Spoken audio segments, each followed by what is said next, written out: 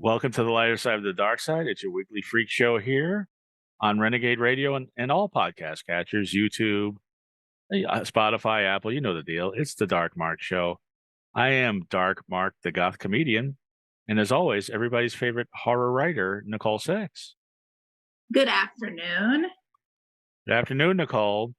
You cheated on me this week with another podcast. I don't know if I can forgive you on that. How was it Zombie Pirates? You reviewed the movie Zombie Pirates. Yes. And overall we agreed it was a pretty decent movie. It had some flaws, but for an indie flick it was pretty good.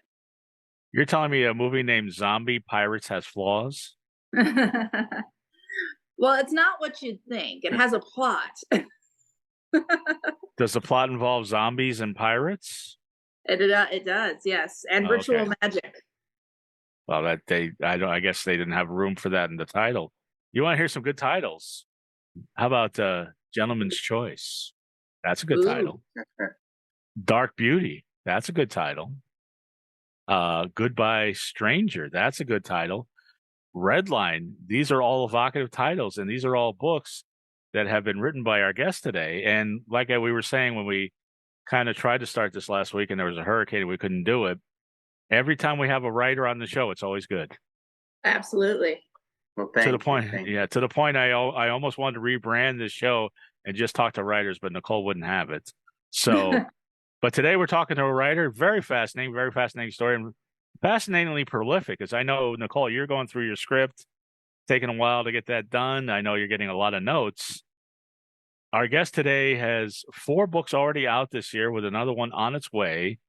And he went from the corporate world to the artistic world. And we're going to hear about everything he's got going on and why he did that and how he did that. Blake Rudman.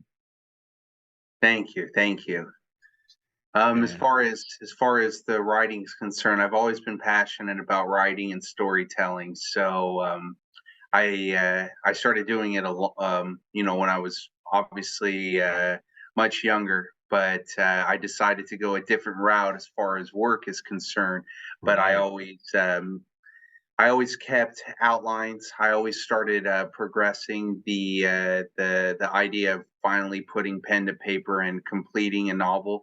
I actually moved to the Bay when I first got out of college to start writing, but I just ran out of money.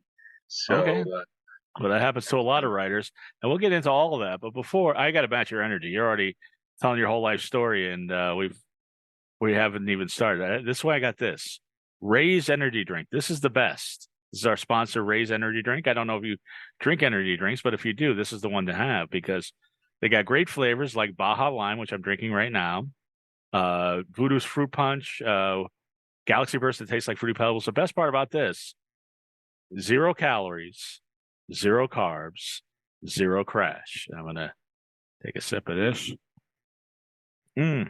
Delicious. And you can get this at vitamin shops. You can get this at gyms. But why pay full price? Use our code in the description and get 15% off a case of Raise energy drinks. So Blake, let's try to go linear now. Now, where did you grow up? Because you did not grow up in the Bay Area. I grew up in Dallas. Oh, really? Okay. Yeah. That's cool. I performed at the Goth Festival in Deep Ellum a few years ago. Yeah. I was surprised. Dallas was not what I was expecting. Yeah, it's grown a lot, I would say, probably. But Deep Ellum is where we spent a lot of time growing up in North Dallas. So Deep Ellum's to South Dallas. That's completely expanded, but that's where I grew up. Right. Nicole, Deep Ellum is like it's like the Silver Lake of Dallas. It's like the hipster part of town. Oh, cool. You would like it. It's definitely a lot of fun. And like I said, I was expecting, your typical Texas, shit kickers with the cowboy boots and all that shit. But it was like, wow, there's some pretty cool people there. I was half expecting to go to Austin to meet people like that, but I met them in Dallas. Silver Lake's a good example. Is that where you live? You live in Hollywood, West Hollywood, in that area? Yeah. I live in Los Feliz, which is right next to even more hipster than Silver Lake. And Nicole lives in Koreatown, which is becoming its own hipster hub. So You're Yeah. familiar with LA. How do you know I LA so was well? I built a company with Harry Morton. I lived in LA in Pink Taco. You know the restaurant Pink Yeah, Taco. Yeah. Yeah, that's what I did corporately for a little bit. I ran that company Oh, that's with really? cool. Harry. Yeah, we took it out of Las Vegas and then built it in Century City. He Right. passed away actually during COVID.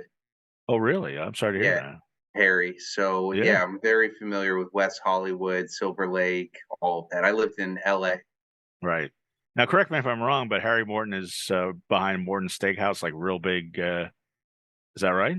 Yeah, his father's Peter Morton, who started the Hard Rock Cafe, and Okay. then his grandfather's Arnie Morton, who did Morton Steakhouse. Okay. So yeah, and I know Pink Taco, like I said, was a biggest institution at the Hard Rock for a long time, and Yeah, it was now it's big. everywhere Yeah. Yeah. because of you. Well, I was president of the company, but I would say it's probably because of Peter. Yeah. You know, I was So pretty young. I was like 26. yeah, how do you become like the CEO of a big restaurant chain at 26? Now, obviously, you're very precocious, and you're not that. I mean, you're not that old now. I can see it. So, although well, maybe not. I'm looking at the record collection back there, and I'm seeing a lot of 80s and 60s and all sorts of stuff. So I don't know how old you are. You might be Oh, Benjamin I Button love for all I music, so know. I've got tons of music. I'm 40. I just turned 45. Okay, Okay. yeah, Yeah. we're about the same age. Yes. Okay, well that makes sense. Yeah, that well, yeah. Now it's all coming together. But you don't look it though. You look Well, I about 35. appreciate Yeah. that. But that explains the Pearl Jam and the Cure and all that, and Led Zeppelin and all that stuff. So, which Yeah. is, yeah, I mean, you bring people over there, they got to be impressed with that vinyl. So yeah, got a lot of. I'm really into music. It helps soothe my mind for like until I start exploding with creative thought and writing. So it's it's really my meditation. Does it influence your writing, like Oh the yeah, certain of thoughts? course. My next book that comes out, Kutri, it'll be out in a couple weeks. It's dystopian. There's a lot of references from well, there's a good amount of pop culture references. A lot of them are music related, and I would say that a lot of my writing is significantly influenced by music. I mean, some of my writing is, I mean, a lot of it is on the darker end, but I not. noticed that's why you're on the show. Yeah, Mhm. it's certainly a darker end, and I would say I would say that I really listen to a lot of Radiohead Hmm. before I start really getting into heavy writing. It calms me. I listen to the Adore album by Smashing Pumpkins. Love I'll it. just go through the whole thing from beginning to end. Hmm. Abbey Road, all of them, just to kind of get me in Sure. the mindset. That's awesome. Do you have an album that you listen to, Nicole, when you write or before you write? No, but what happens is every once in a while I'll hear a song like, let's say, "Devil Inside" or Hmm. "Resistance" by Muse, and Hmm. sometimes a song will make me think of writing a story based off that song. Like, Hmm. my story "Obscura" is off of the song "One Headlight" by the Wallflowers. Right. Right. Yeah, Uh, James It's Dillon's I don't know if always it's really good. recognizable, but I think if I told people where the song the influence came from, they get it. But it uh, doesn't really. I don't reference it in my work. I just am very inspired by the imagery of some lyrics. well, if they're over 35, if they're under 35, they're like, who? What? Huh? What? Headlight? What? You guys just don't listen to anything while you're writing? I can't. I have to be able to have like quiet. Or the other thing where I'm at like a restaurant where there's like white noise behind me. Hmm. Blake? No, I absolutely listen when I'm writing. So Right. yeah, I mean, I'm thinking, yeah, I mean, all music constantly. So Yeah. all Because I couldn't. So having it, it's hard for it to be. I'm a single dad. I have a 3-year-old daughter, so having like oh, complete silence anyway would be almost nearly impossible. Right. But yeah, but sometimes it's good. It just depends. I think I can manage the music and the writing now at this point. Okay, I thought I was doing something wrong. I didn't know what was going on because No, I mean, I just I like the music and I'll get caught up in the music and I'll get a little distracted from my writing. That's all that'll happen. So yeah, I that's why. usually try to have like the TV on either. Like I had a Right. friend who would they would put the TV on mute and put on music and they would have watch an old show that they already recognized in the background and listen to music while they wrote. So some people like extra distractions. Right. I guess I'm one of those people. I don't know. You sure they weren't doing the Pink Floyd Wizard of Oz thing, or? No, they were watching I think this is so messed up. They were watching The Passion of the Christ on repeat on mute. Wow. As you do. they, they were writing a scary book and that was their inspiration. So, Well, that is Passion. I like the I haven't done that Pink Floyd Wizard of Oz thing since like the late '90s, but I enjoyed yeah. that. Well, now on YouTube they do it for you. You don't have to even sync it up. It's already done. But you know, but I like to listen to like something that's very like airy, like My Bloody Valentine, like shoegaze or dream pop or Cocteau Twins, something that it's good and it sets a mood, but it doesn't really overwhelm me or like really getting into the song. But that's just me. But I'm trying because I think they say that if you match some music up with any music with any TV show, it's going to match up at some point agreed. somehow. So I got to do some more experiments like that. I'm looking like you got Thriller on the wall, like play Michael Jackson's Thriller, and then play like I don't know, The Godfather, and they're probably at some point like when the Thriller, they're probably shooting somebody. It'll probably match up. You never know. I'd probably put in right now. Lately, it's been Radiohead or Right. Johnny Cash, Sure. and maybe like Fleetwood Mac, something that's a little lighter. Right. And it just really depends. Sometimes I'll go Tool or Danzig. Right. It really just depends on how intense it's getting. I was going to say, yeah, some of these books you have get pretty intense. I'm not sure. I think probably for Dark Beauty, there's probably a lot of Tool and a lot of Danzig's probably too. And I met Danzig once. I was at a fetish thing, and the guy's like 5'2". It's really weird. He's like a square. He's like built like a square. It's like 5'2" and like 5'2" wide, but all muscle. I waited on him a couple of times back when I was a waitress. Yeah, good Yeah, tipper. average, not bad, Okay. not good. All right, well that's good. Very No, non-committal. I wasn't disappointed with it, but he wasn't like generous or anything like that. He was just like average. I got what I deserved, I guess. Yeah, 20%. Yeah, I know how it goes. But no. So when you get out of school now, how do you? I'm really probably more fascinated than I should be, being a frustrated artist my whole life, in that you conquered the corporate world really fast. How did you do that? Um, Please, we're both broke. Please tell us. um, I'm I kidding, of worked at. course. I went. I got it. I started working at the Mirage at the casino. Ah, I was a freshman in college, and Steve Wynn and his group of people ended up being mentoring me. wow. And That's fantastic.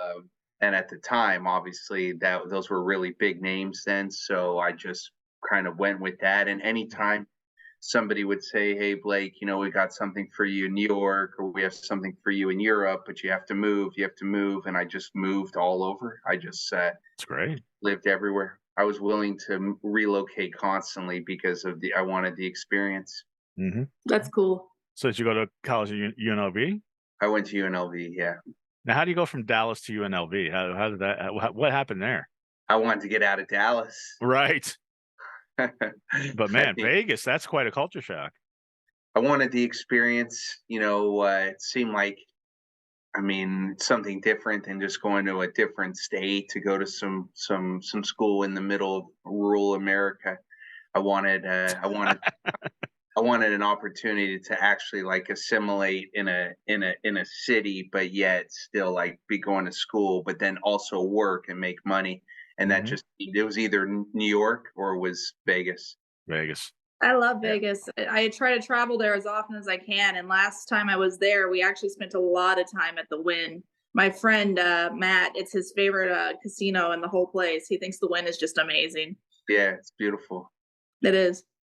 I remember when it was just built. My girlfriend at the time, we're walking through there. This is like 2005. You're probably working there, and we're walking around, and my girlfriend was like, "Yeah, I don't know about this. It's kind of tacky." If Steve Wynn was right here, I would tell him exactly what you said, and Steve Wynn was right there. She's like, "Oh my Oh, God, he's right wow. there!" And I went up to him, and she's like, "No, no, no, no, no!" And I went up to him, and I said, "Are you Mr. Wynn?" And he's like, "Yeah." And I shook his hand. And I was like, "I'm very impressed." And then I introduced my girlfriend. He introduced his wife. Very nice. And then, as always happens, when they meet celebrities with their wives, they drag them away as soon as they can. Like, "Oh, we gotta go, Steve." So, but he was a very nice guy. What did Steve Wynn teach you? Because obviously he has a head for business like nobody else. For sure. So he had the vice president at the time was this gentleman named Artie Nathan, and they basically his wife was Elaine Wynn. They basically taught me. I learned all the management positions within basically the whole casino, and then also the Treasure Island, and so it was the Mirage, the Treasure Island, and then after that, I opened the Mandalay Bay Casino. Wow. Yeah, That's Wow. cool. Three of my favorites. And what was it about you in your early 20s that he saw in you?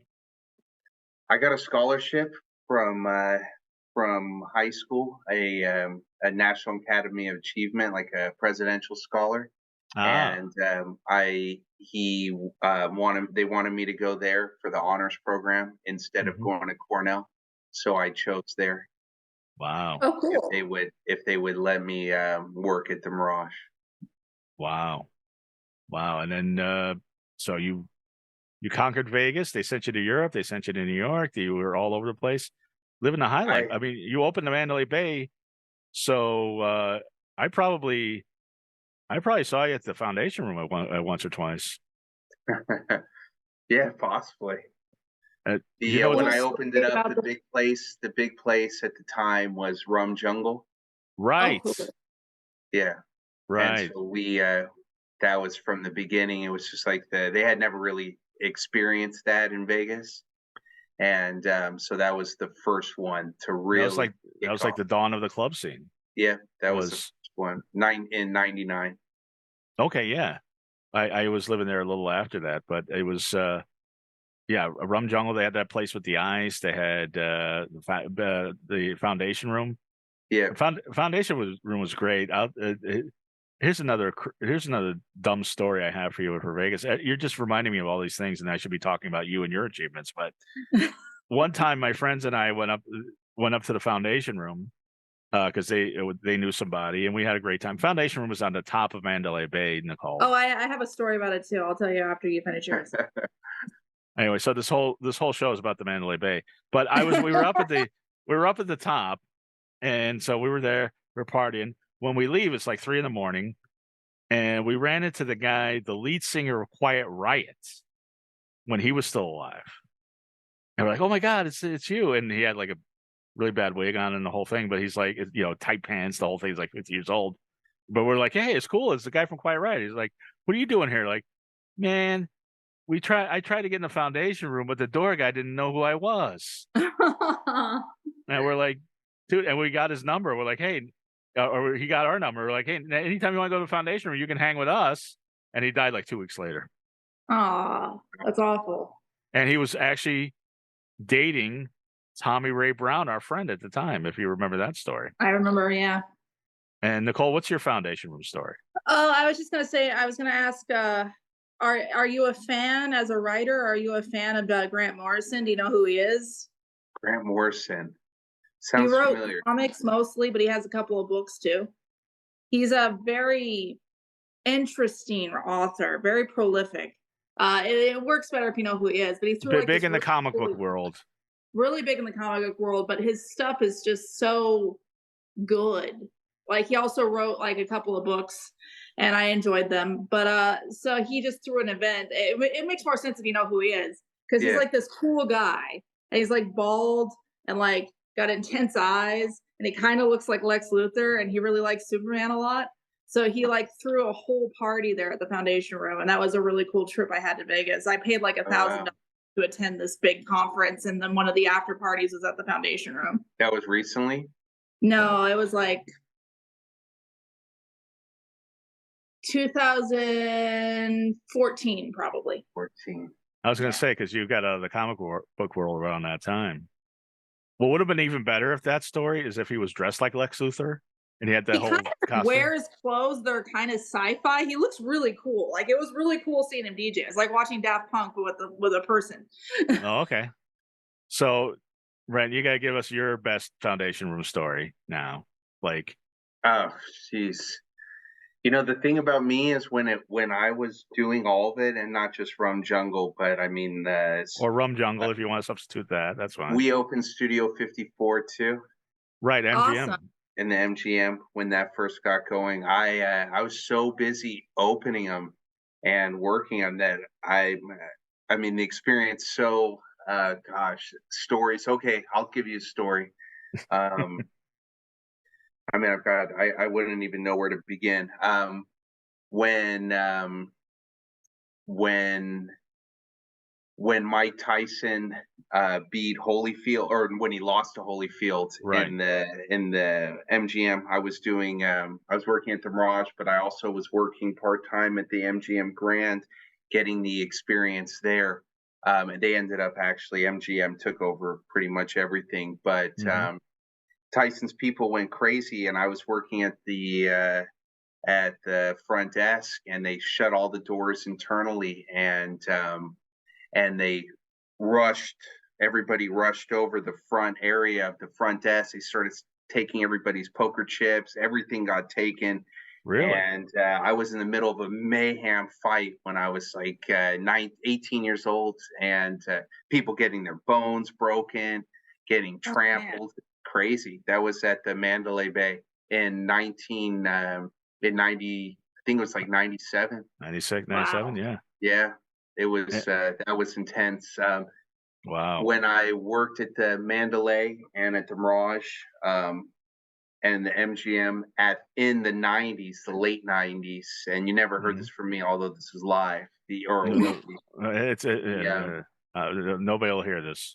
They were finding almost. They were finding about a body every other week, like under the beds in the hotels. That's scary. Really? Yeah, it was intense. Actually, that's where some of my original, some of my first writing really started, is just because of how intense the casinos were, in the 90s. Sure. I mean, it's not really like that anymore, just because now there's, I think everybody kind of like has really,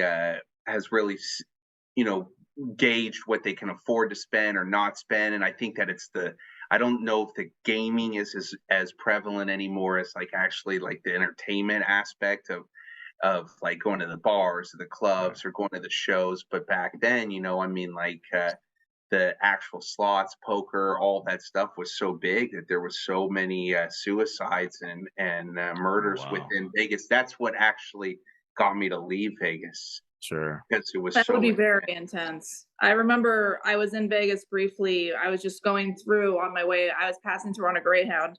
And while I was there at a layover, they had found a head in a box. And I can't remember which casino, but there was a head in a box. Oh, I thought you meant on the Greyhound bus. That wouldn't surprise me. No, I was at the Greyhound station watching the Vegas news, like the morning news. And like they just were like, and the funny thing was, after that, they went to their tie contest where they were talking about who had the best pink ties. Like they went directly from having a head in a box to, oh, you had such a lovely pink tie. It really stuck with me. It was a very violent memory. I can't imagine being there and having to find bodies regularly. That'd be so scary. It's as I said, that was a big one that got me to leave. It was just, it's just time for a change. So, but I would say Did the so. Yeah. place you go next, was it less murder? After Las Vegas, I went to San Francisco, Okay. and then after San Francisco is really when I started moving all over the place. I mean, Right. that's when it was Texas. I lived in LA. And then it was I lived in a little bit in Paris, a little bit in Florence, Nice. Washington D.C., New York. I mean, just everywhere. Well, That's you're cool. obviously good at your job because I never heard of a big riot happening after Tyson lost to Holyfield. So you got that covered up pretty good. Well, I was I believe pretty you. young. I completely believe you You that that didn't hear happened. about that big riot when it No, happened? no. I remember when Tyson fought that guy and Tupac got in a fight and then they got shot afterwards. But I Yeah, never heard about the Holyfield thing. I never heard anything about that. yeah, that was really bad. That was I'm awful, sure. I'm terrible. sure. I'm sure. Well, now Mike Tyson's doing life coaching, so I'm sure it's okay. But so you bounce around and so but have you and we're gonna get to writing in a second, but you're obviously a good looking guy and everywhere you went the ladies were all over you, I'm sure. And which brings me to my point, because we have a predominantly male audience. And if you want to attract the ladies, you need to get Tactical Soap. That's one of our sponsors, Tactical Soap. This is pheromone infused soap. And you have 3 different types: Bond, Durden, and Maverick. And they have 3 different types of each. They have deodorant, they have cologne, they have soaps. And if you want to be a sexy guy and attract the women, use our promo code in the description and get yourself some Tactical Soap. First off, washing with soap and water is always a good step to getting women. But if you use Tactical Soap, even better. So now you've been in the corporate world, you've been in riots in Vegas, you've been doing all this, you've been in Texas. You've always been a writer? Because it's amazing to me.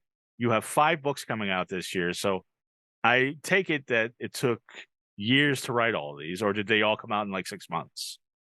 Oh no, it took. I have many more books. I'm actually working on. I'm working on about 4 of them right now. That'll be coming out. It took me, I would say, about 4 to 5 years for each book. Mm-hmm. So, and I've always been writing. I wrote. I mean, ever since I was a kid. So yeah, obviously, I my plan originally was to fully go into writing, but as I said, I ran out of money. So then I figured I would just go heavy into the corporate world, and then at some point Mm-hmm. I would stop that, and then I would go straight into the writing aspect. And so that's That's what I awesome. did. Yeah, I Which, I prefer not to be in corporate America. I prefer just to write at my own leisure, and do that. So that's what I do now. but you like having the money saved from corporate America that allows you to do the writing. Well, I mean, yeah, I did. I worked hard. I compromised a lot, though. I mean, but I worked hard. So Yeah. that's what I do now. That's There's- awesome. I'm glad you get to live your dream finally. Thank you, thank you. So and these books are very interesting now. Now why 4 or I mean gonna be 5, maybe 6 or 7? Why are they all coming out at once? Shouldn't you do like one a year? Isn't that the plan that usually writers do, or one every 2 So my years? plan. So I probably would have done. I probably it probably would have gone that route, but I ended up moving from Northern California to Florida, and they were all finished, and they should have probably come out a couple years back, but I got divorced. I just waited on it, and then Hellbound Books knew that I had written some books, and James and I spoke, and he flew out to see me and went through my books, and he said, listen, we got to get these out there. I mean, they're ready to go. These are good. You've got a lot of them. You got a lot of good ideas and concepts. So those 4, the first one to hit was Gentleman's Choice. Then after Right. that, Dark Beauty, and then Goodbye Stranger. Red Line's out now. Kutri will come out in a couple weeks. And then I'm working on a number of other ones now. So, I mean, it's just, at this point, it's pretty pretty voracious. So I'm going to assume that the next couple of years, at least another 5 to 6 books. Right. Do you get feedback from your audience? Like, do you have, like, I have a small community and I really enjoy getting the feedback. Do you have a community that like reads your work and lets you know what they think about it? So that's a good question. I guess I would say that even though I was in corporate America and, did the things I did on a personal level, I kind of isolate myself a little bit just with my daughter and myself.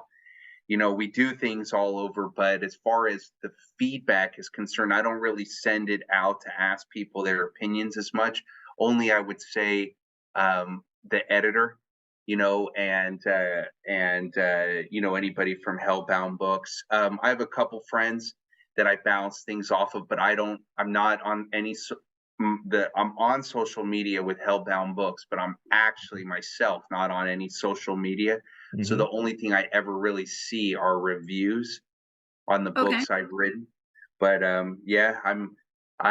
would be open to any feedback, but I would say that I'm kind of not really out there that much, So well, you've gotten some feedback. I've seen some TikTok, lots of reviews, and some other things. Yeah, a lot of. I mean, everybody's reviewing these. Yeah, I don't know if that's Hellbound Books or that's you, but they're sending it to the right people. People are reading them and they like. They're liking lots them. of reviews. But during the actual process, I never send it out to get like opinions on that. I just wait till it's finished, right? And then they go through it, they edit it, all that, and then it's out in circulation.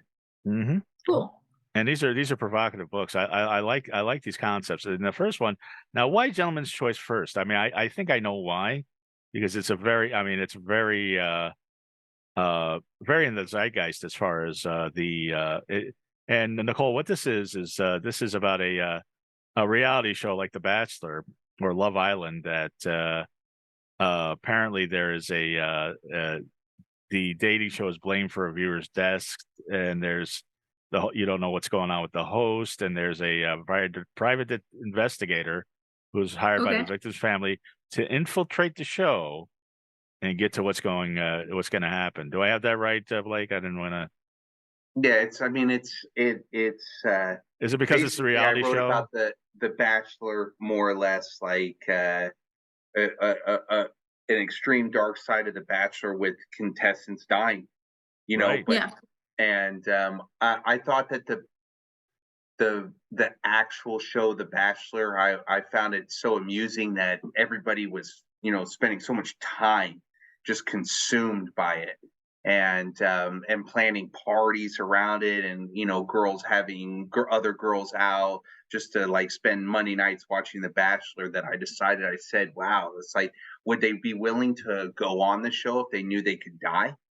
Right. And so I decided, I thought to myself, well, would they go on the show knowing they're going to die, knowing all of this could happen? I thought, yeah, they would. So I decided to write a book on it.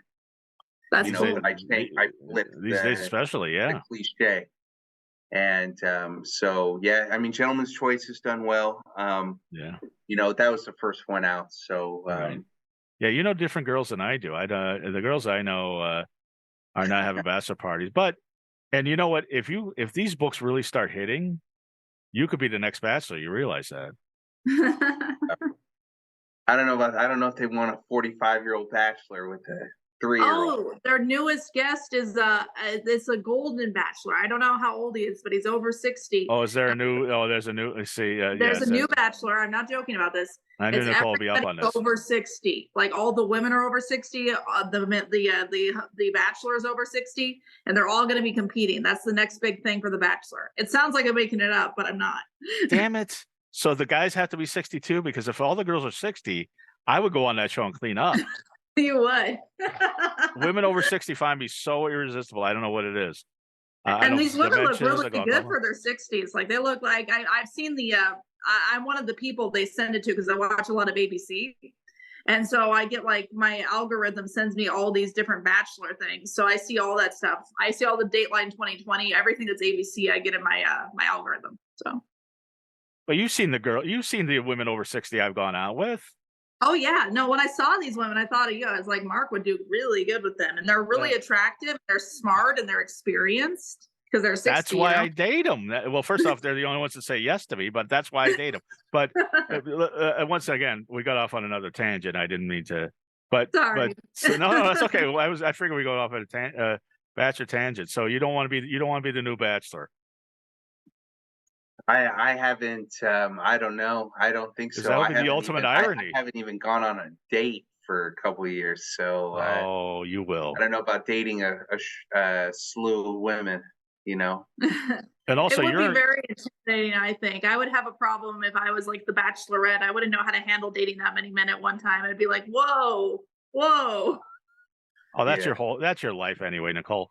But you're in Florida, so speaking of women over 60, I'm sure you've been asked out, but by some seniors at the grocery store. But yeah, for some reason. But yeah, it's no, I was on a show, Twins Happily Ever After, and they were going to set me up with their mom, and I got cut out. But yeah, there's so much weird stuff behind the scenes that you don't see.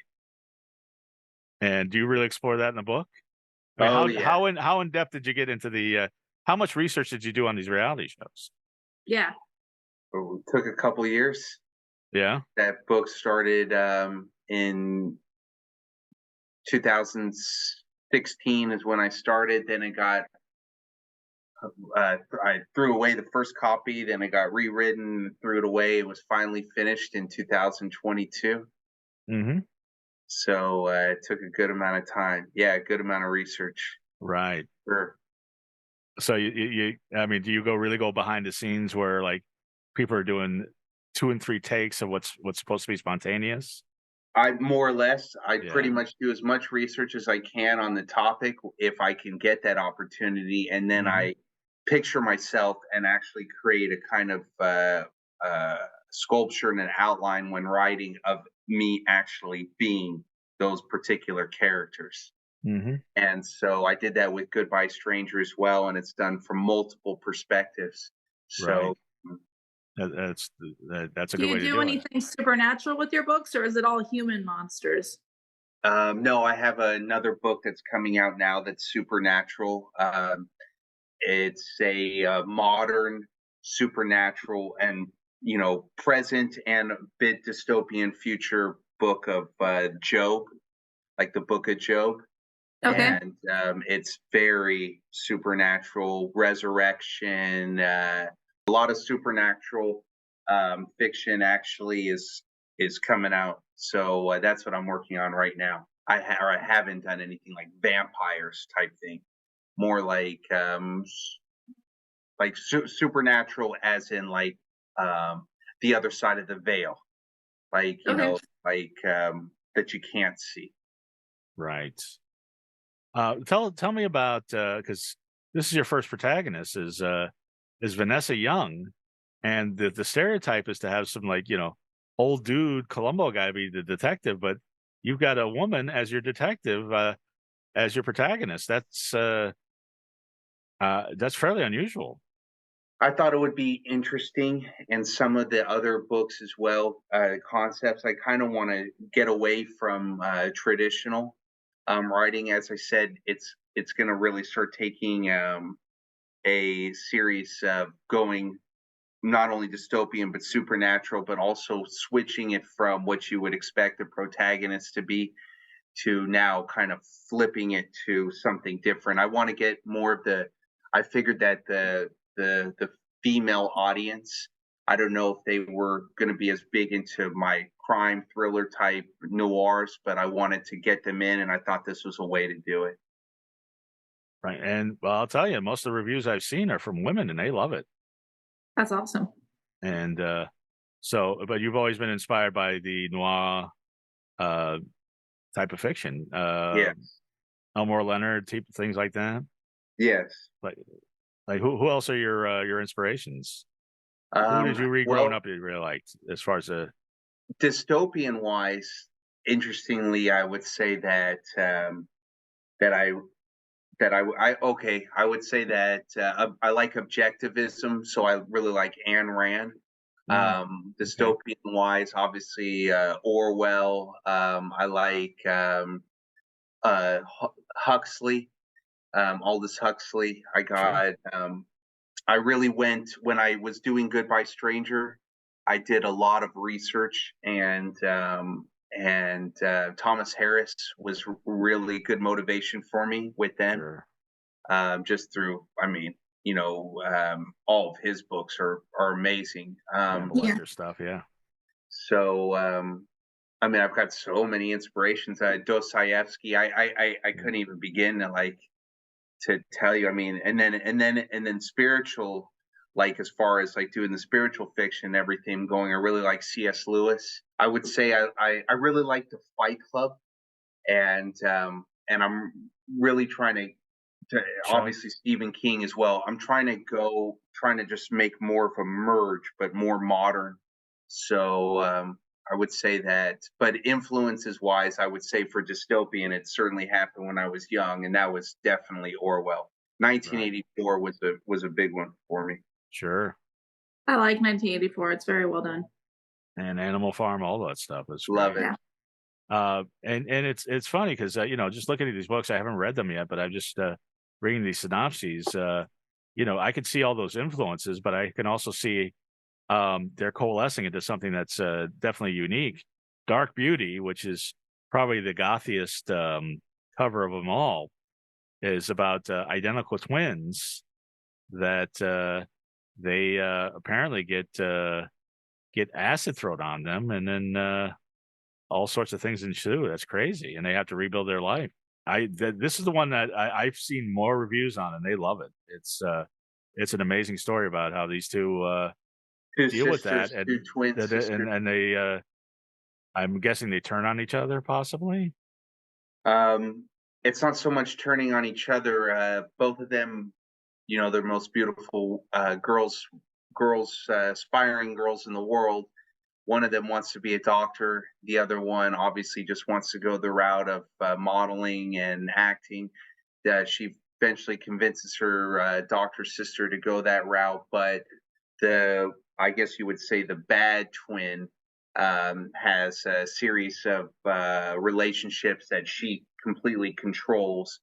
Mhm. And when she finally gets to a point of achieving an ultimate success, one of her ex drug dealing kind of pseudo boyfriends can't stomach the fact that she wants nothing to do with him. And on the opening of the book, on their red carpet walk for their movie that just came out, he throws acid on the two most beautiful girls in the world, and their faces melt off. Ugh. And so that's how it starts. So That's a pretty good start. yeah, so it's not as much as them turning on each other, although that does happen, but it's more or less the one of them decides that she's going to go get vengeance for all the guys and the people that have wronged her in her life, and the mask comes into place, and she becomes Mm, more or less like a female serial killer. yeah. That's This really is cool. That's a yes, good premise. this is one I could see really turning into a good movie. And Yeah, for sure.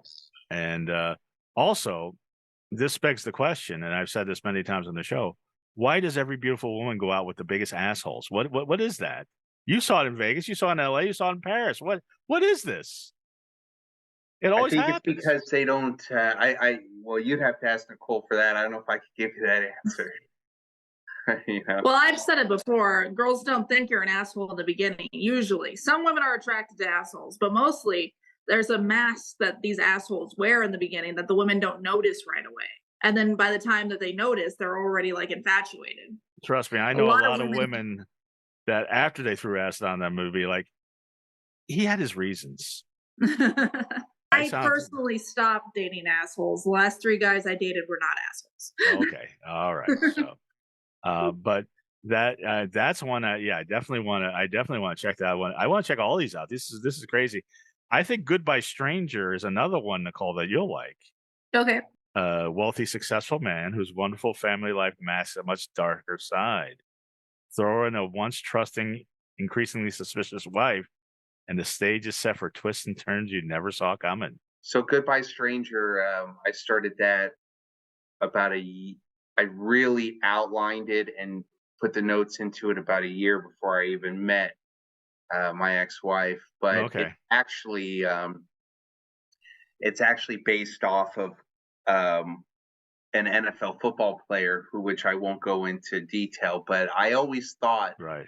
that as pretty as they seem and as popular as they are, some of these the leaders in any type of sport or industry, I always thought it'd be interesting to take the most American Pie type of guy and then Mhm. then show an aspect of him that you couldn't even imagine, his silent partner inside that's yearning to get out. So I So this took is a this is the one about the NFL player. this is it. Yeah. Okay, yeah, and you Nothing knew. with my nothing Okay, per and you knew in real fact, NFL players. I've tried to do something before that's even personal, but I can't even do Mm. that because so I'm just more I think I'd say I'm based at storytelling of other creative thought, but nothing of my own. But you knew real NFL players in Vegas and LA, and you were and high achieving people, and you were high achieving at some point. So you got to know at some point you have to be somewhat cutthroat, no matter how nice your facade is. Steve Wynn, probably a real nice guy, but to get to where he got, he had to be not nice to some people.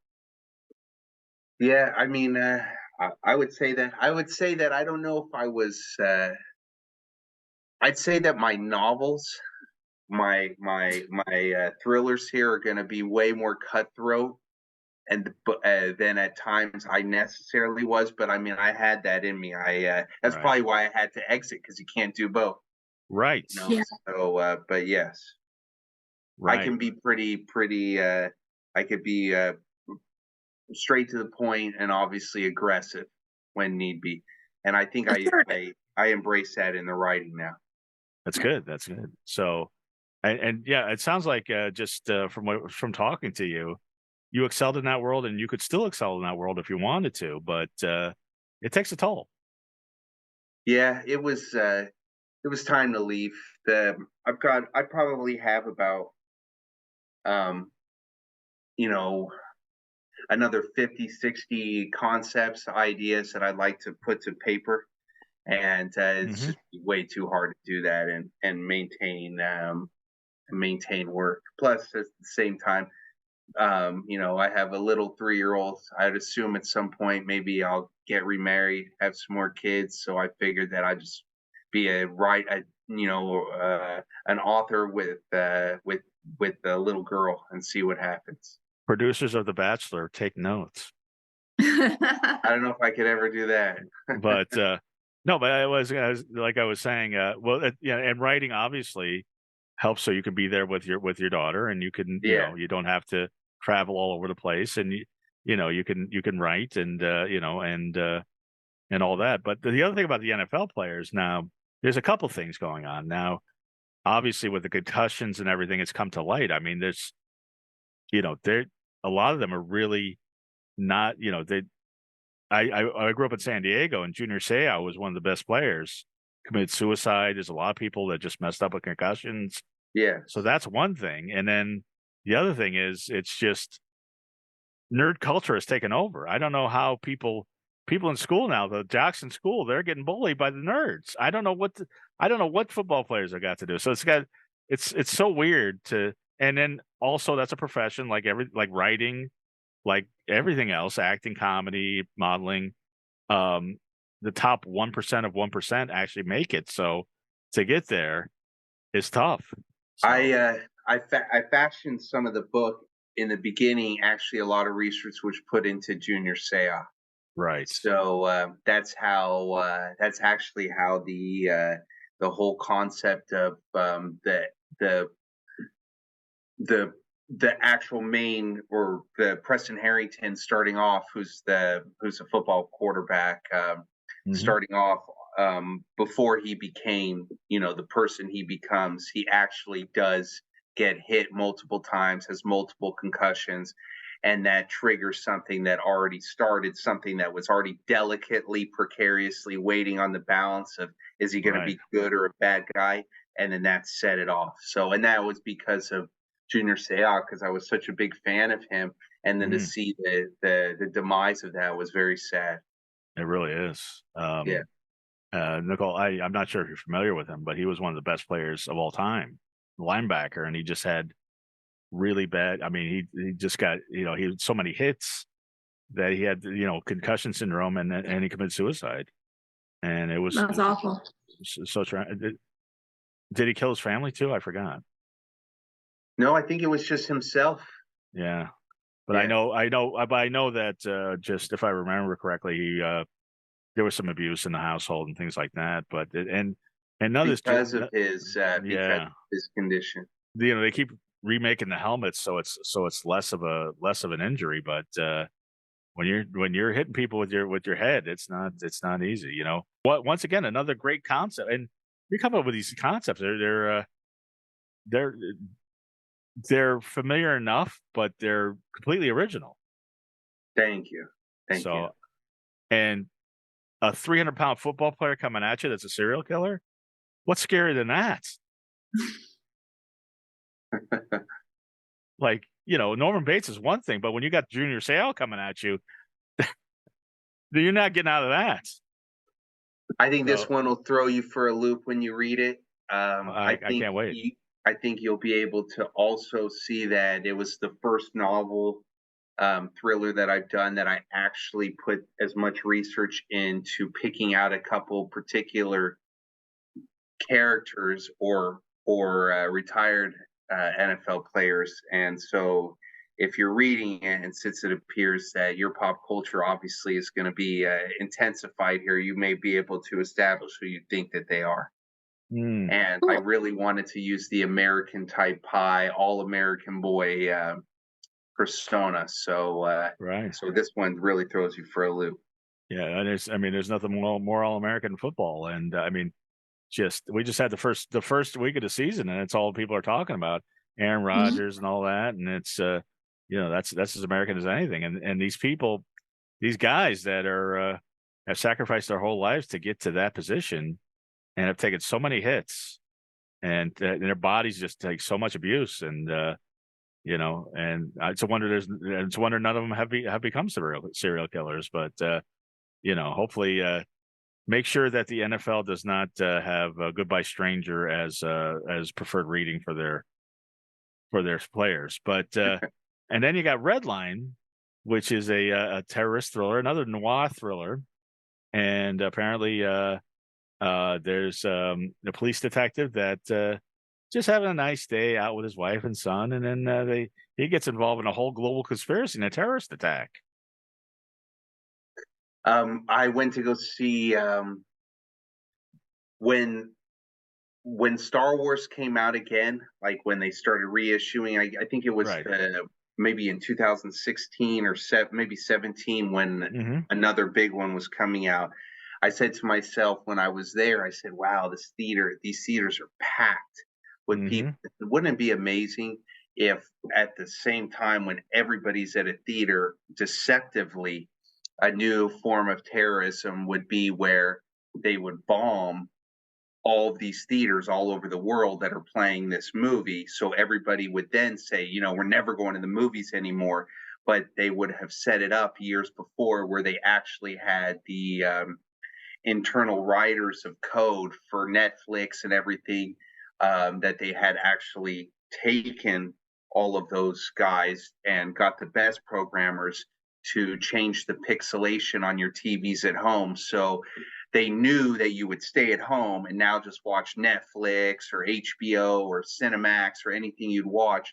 So they would actually convert you to a terrorism from the pixelation on your TV, which would blur your more or less your soul Mm. and start turning you into whatever they wanted. So they don't go to movies anymore. They stay home. They're watching TV, but subtly through the pixelation of the TV, they're becoming jihadists. Wow. And who's to say it's not happening? Yeah. So I wanted to do a new form of terrorism that would be more subtle.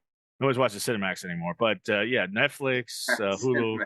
Trust me, they're all. I mean, think about how crazy the world is and how weird the people are, and then the global pandemic hits, and we're all watching. Nobody's going to the movies, and they also had the. I'm sure the Batman shooting had in 2012 or whenever. I'm sure that had an influence too. Yeah, I just feel I just felt like if they're going to go with it, if I feel I feel like the deepest sort of terrorism would come when you're at your most level of peace and you don't think it's happening. So that's how Red Line started. Well, that's now. I know you read Ayn Rand, so let me ask: how deep in the conspiracy theories do you go? Because obviously, this is some MK Ultra stuff. But how deep do you go? I I love mean, talking conspiracies. Ayn Rand was a huge influence, So I mean, Atlas Shrugged and The Fountainhead Sure. were some of the biggest ones for me. Going out, I go pretty deep into this conspiracy. Right.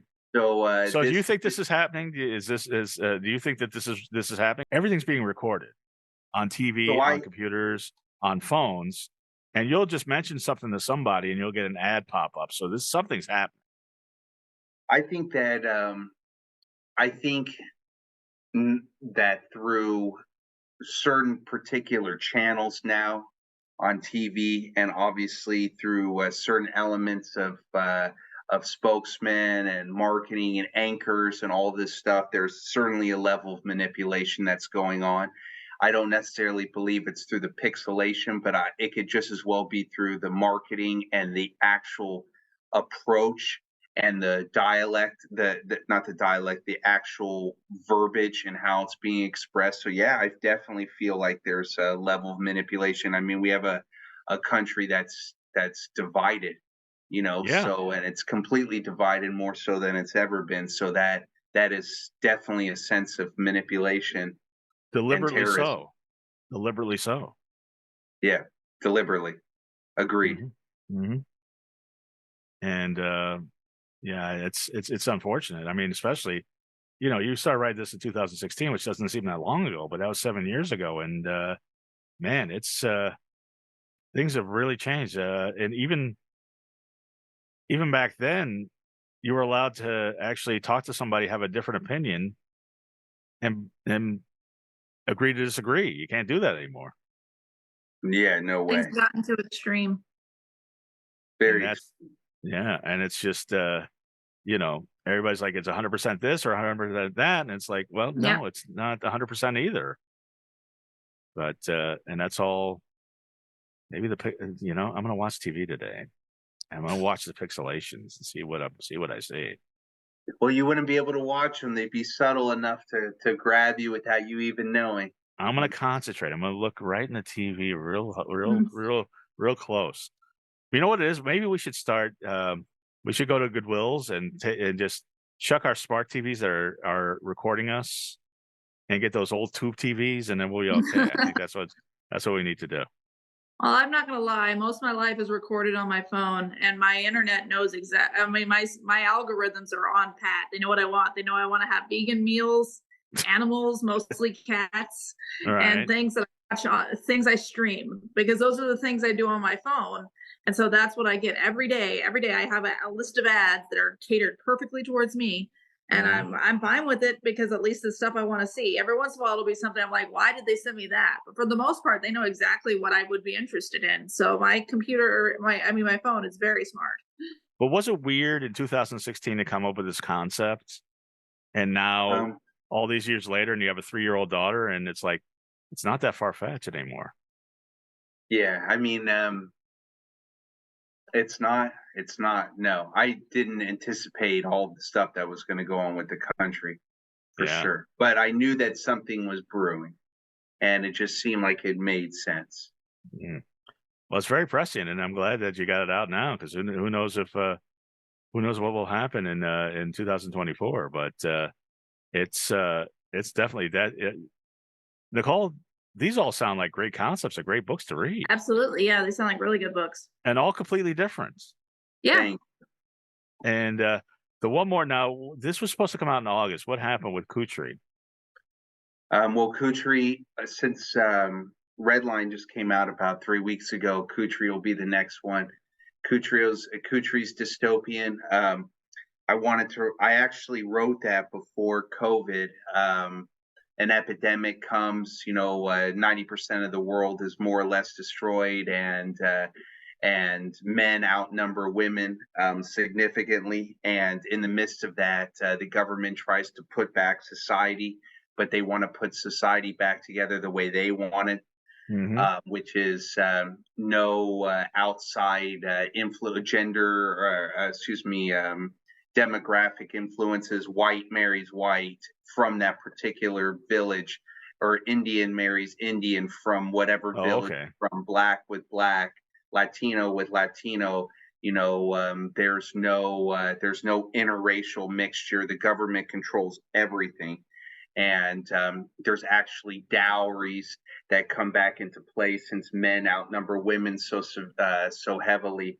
And Kutri's from a tiny little town that doesn't have very many people. Anybody from that town wants her as her wife because she's young and she fits the bill, but she actually falls in love with a guy who's not from her town, and he's just your regular white guy. And that starts a big problem because the government is not happy with that. Wow. I've dated black girls too. It can be a problem, but no, that's once again another great concept, and very prescient. I mean, you're like The Simpsons. You're like predicting everything. Is that another thing? Like you start a book about a global pandemic, and a global pandemic hits. Are you like Nostradamus? What's going on here?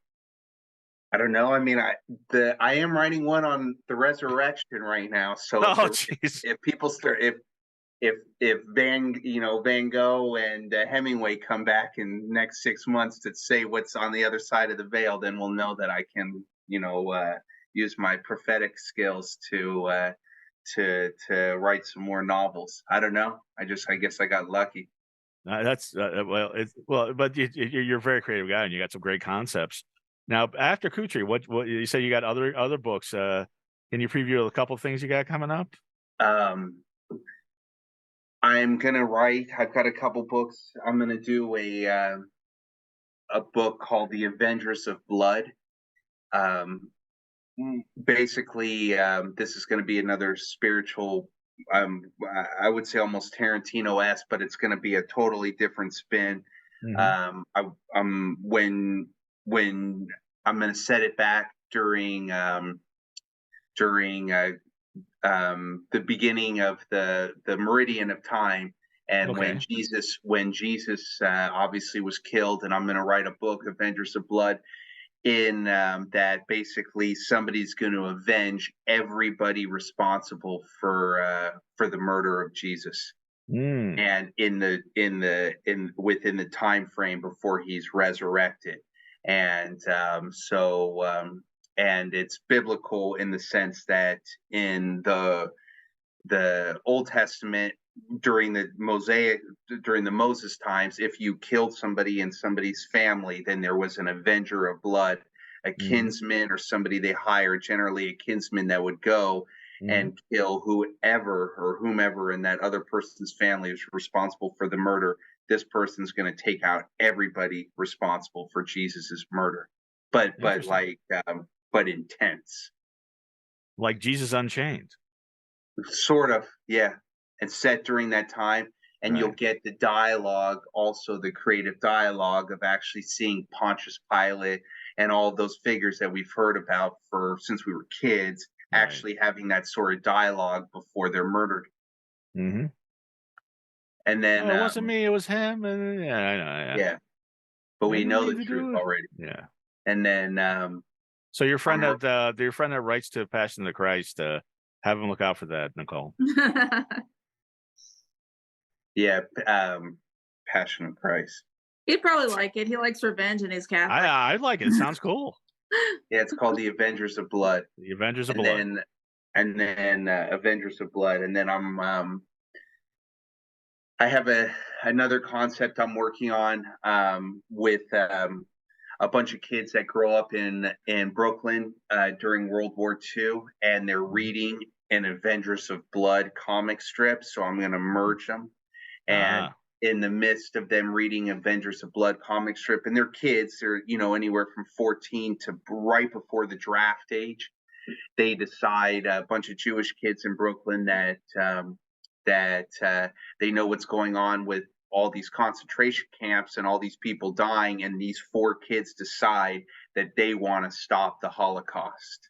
And so they try to get anywhere with uncles, anybody that works at the boat docks, to get them from New York to Poland, to Europe, and they finally are able to get over there. And it tells a story about 4 youths that are trying to stop Auschwitz.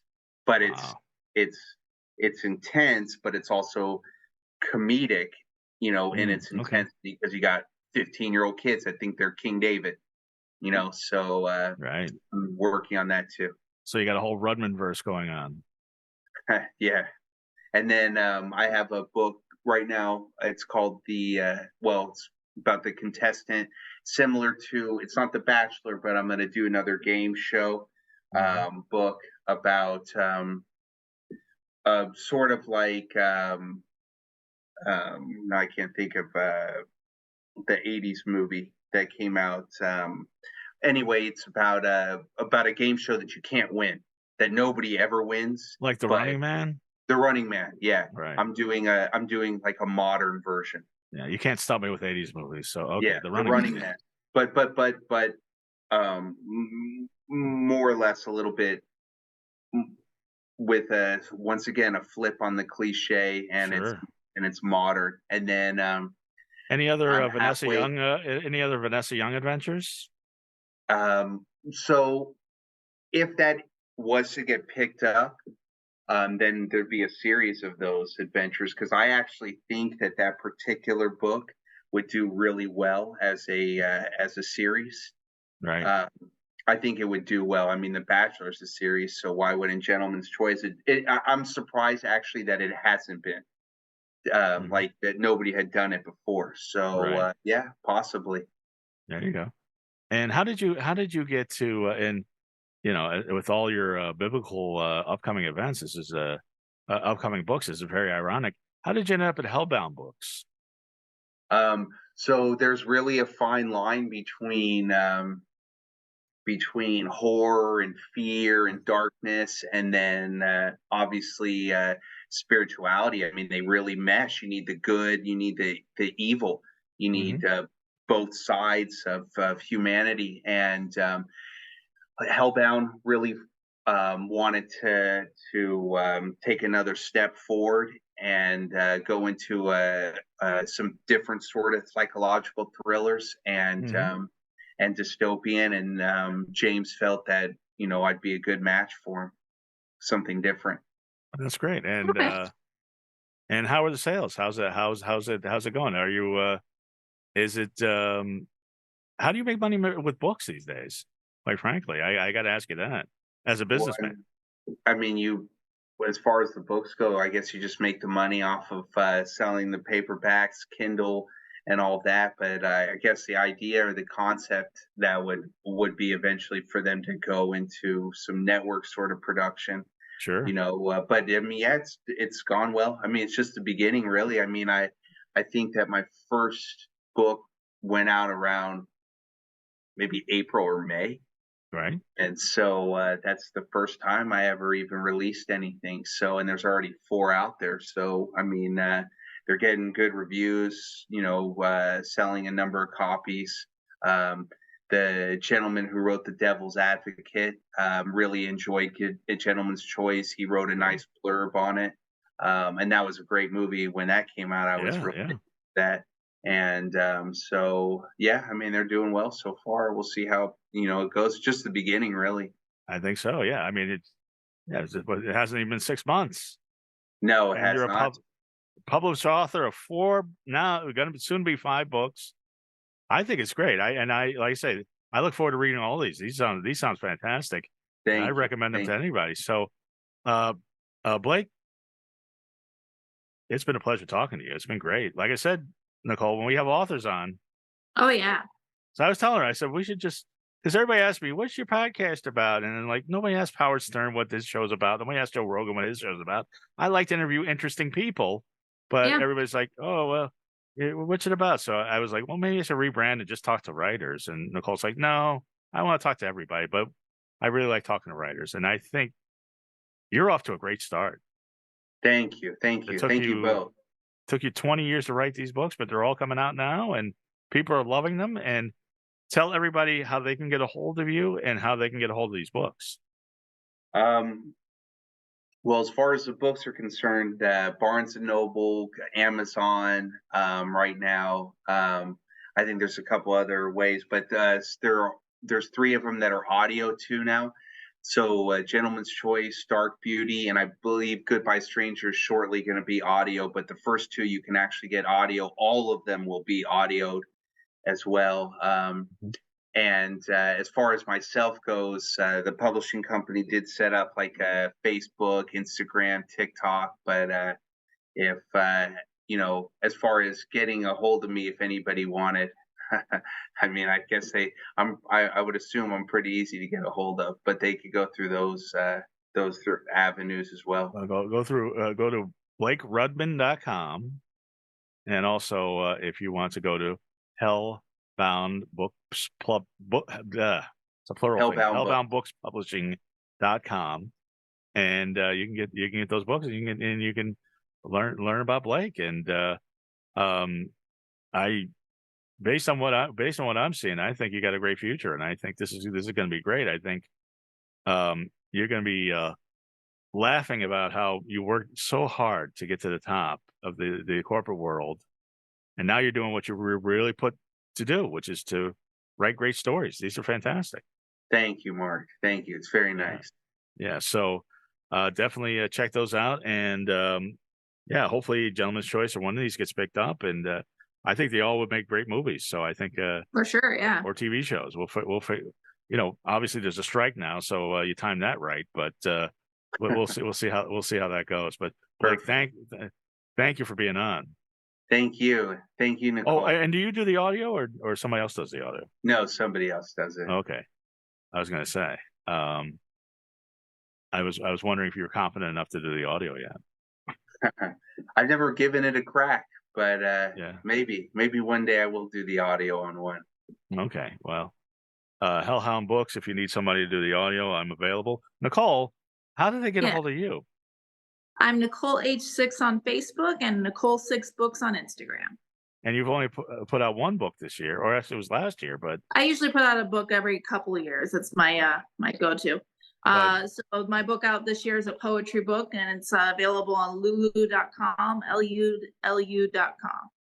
And that is called Slow Burn. That is your poetry book. And I am Goth Comedian on all social media, and I will complete a book or a screenplay soon.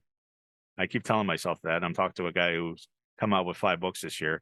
Anyway, everybody have a wonderfully creepy week. Bye. All right.